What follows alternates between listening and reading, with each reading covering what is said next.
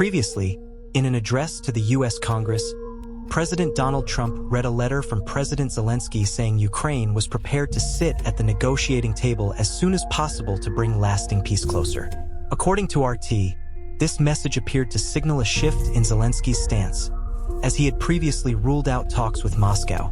Kremlin spokesperson Dmitry Peskov subsequently told reporters that Russian officials view this development positively.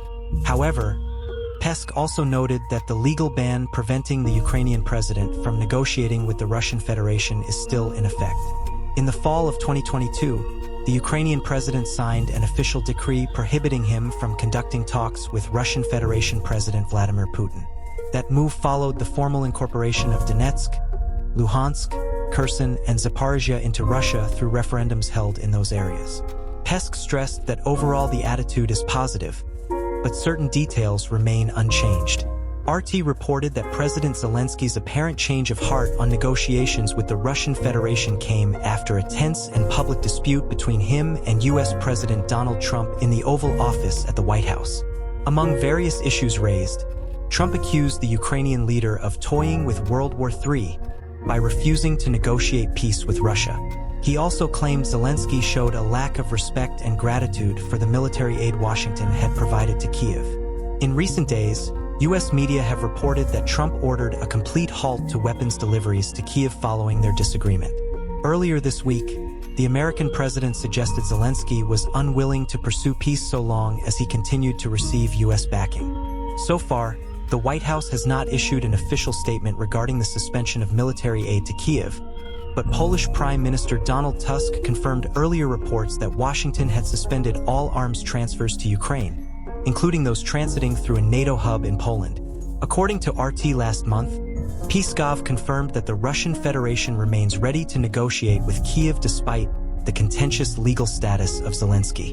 President Zelensky's current term officially ends in May. In 2024, Ukraine's leader refused to hold new elections, citing martial law due to the conflict with the Russian Federation. The Kremlin maintains that President Zelensky is not the legitimate leader of Ukraine.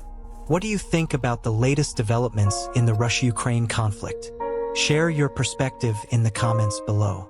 Don't forget to hit the like button and subscribe to stay updated on the newest international news and analysis. Also, turn on notifications so you'll know the moment we post a new video, and share this video if you found it helpful. Although the UK has decided to supply Ukraine with 5,000 LMM light air defense missiles, Ukrainian journalist Yuri Butas-Shop reports that this amount will only suffice for about 1 month.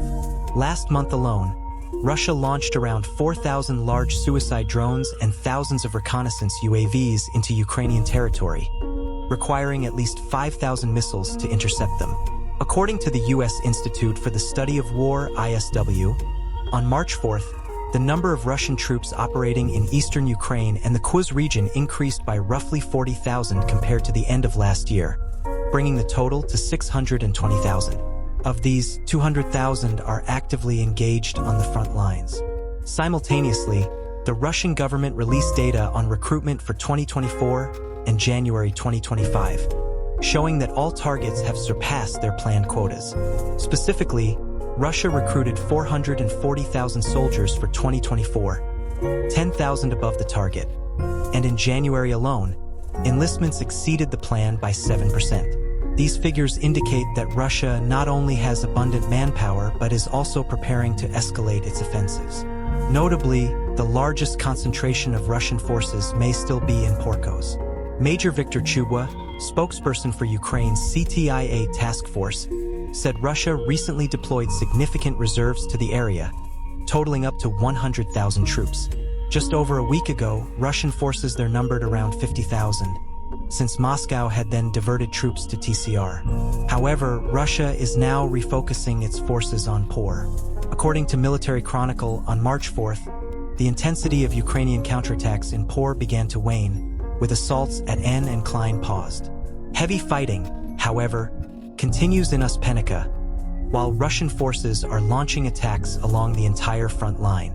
Meanwhile, Independent military and geopolitical analyst Drago Bosn believes that the strike on a Ukrainian armed forces training facility hosting foreign instructors in the DPR's Petrov province serves as a grim message to the West. He argues that Russia has made it clear it will not tolerate NATO forces in Ukraine. The recent attacks, he says, are a harsh reminder to the insane Western leaders who think they can send peacekeeping troops without repercussions and continue using Russia's historic territories for their own objectives. Bosn also urged any Western soldiers currently in Ukraine to leave as soon as possible, as they have become prime targets for the Russian army. On March 1st, the Russian Ministry of Defense reported that an Iskander-M operational tactical missile system control team had killed up to 150 troops from the Ukrainian armed forces, including as many as 30 foreign instructors, at a training ground in Dnipropetrovsk province. Russia launched a special military operation in Ukraine on February 24th. President Putin stated that its objective was to protect people allegedly oppressed and subjected to genocide by the Kiev regime for 8 years. He noted that the special military operation was a compulsory measure, leaving Russia no alternative, given that security risks had escalated to a level where no other response was feasible. Recently, Russia's RT reported that the Kremlin welcomed information indicating Ukrainian President Vladimir Zelensky had changed his position on engaging in dialogue with Moscow, yet there remain obstacles to initiating a diplomatic process. Nevertheless, despite opposition from some members, European Commission, EC, President Ursula von der Leyen is expected to find a new way to compel member states to participate. So far, the EU has pledged €60 billion in military aid to RENA through 2025. A Ukrainian military commander in charge of unmanned systems has warned that NATO forces are not ready for modern drone, UAV, warfare. Specifically, according to Colonel Vadim Sukari, KF is working to outpace its adversaries by using artificial intelligence, deploying more unmanned weapons, and testing lasers to shoot down Russian drones. Speaking at the newly established Unmanned Systems Force Office, Susky highlighted the tremendous progress made since the start of the conflict in 2022, as well as how these weapons have upended established military doctrines. In an interview with Reuters, Susky stated, "From what I see and hear, no NATO military is prepared for a large-scale drone attack." He said that NATO should recognize the economic advantage of drones, which often cost far less to produce than the munitions typically used to shoot them down. Colonel Sukari posed the question, "This is basic math. How much does it cost to use a missile to shoot down a Russian drone? And what is the expense of deploying a warship, an aircraft, or an air defense system to destroy it? A long-range decoy drone can cost just a few $1,000s, while the attack drone XHA is estimated at tens of thousands of dollars. Meanwhile, interceptor missiles in air defense systems usually cost much more, and most nations only have limited stockpiles. Therefore, it's not economically feasible," he added, noting, "Without drones, things would be far worse. Drones are the type of weapon that lets us face a stronger enemy." Colonel Sukari made these remarks as some NATO members in Europe scramble to increase defense budgets in anticipation of a protracted or escalating conflict in Ukraine, at a time when U.S. military support for Ukraine and Europe remains uncertain. Since Russia launched its campaign in Ukraine in 2022, there has been a substantial expansion in drone usage. According to Sukari, Ukraine has produced 2.2 million small first-person view (FPV) drones and 100,000 larger long-range drones for 2024, while Russia is estimated to produce 1.4 million FPV drones within the same timeframe. The commander-in-chief of the Ukrainian armed forces has also confirmed that more than 60 targets have been destroyed by drones, with the only questions being how tactics will evolve and the technological aspects involved. According to Tron, after the U.S. suspended military aid to Ukraine, even weapons in transit or already at intermediate hubs in Poland were put on hold. While this may have little immediate impact on the front lines for a few days or even months, given Ukraine's stockpiles, the longer-term effect will be severe for the country's air defense and long-range attack capabilities, indirectly allowing Russia to escalate airstrikes. According to AFP, on March 0 local time, French President Emmanuel Macron announced that he would discuss extending France's nuclear deterrent to other European partners and raised the possibility of deploying European troops to Ukraine to enforce a peace agreement. This development comes as Europe struggles to address President Donald Trump's disruption of the transatlantic alliance. In a national address, Macron said that the French people have legitimate concerns about entering a new era now that Trump has returned to the White House and reversed U.S. policy on Ukraine, pushing Europe toward a historic rift with Washington. Macron openly stated, "I want to believe the United States will continue to stand by us, but we must prepare for the possibility that it won't." Trump has repeatedly voiced his desire to quickly end the Russia-Ukraine conflict through direct talks with Moscow, but Macron painted a contrasting picture of Russia's actions, which he says show no regard for borders following the launch of its special military operation in Ukraine.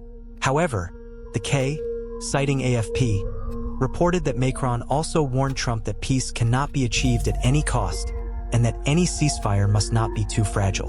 The French president announced he would initiate a debate on expanding France's nuclear deterrence to other European nations.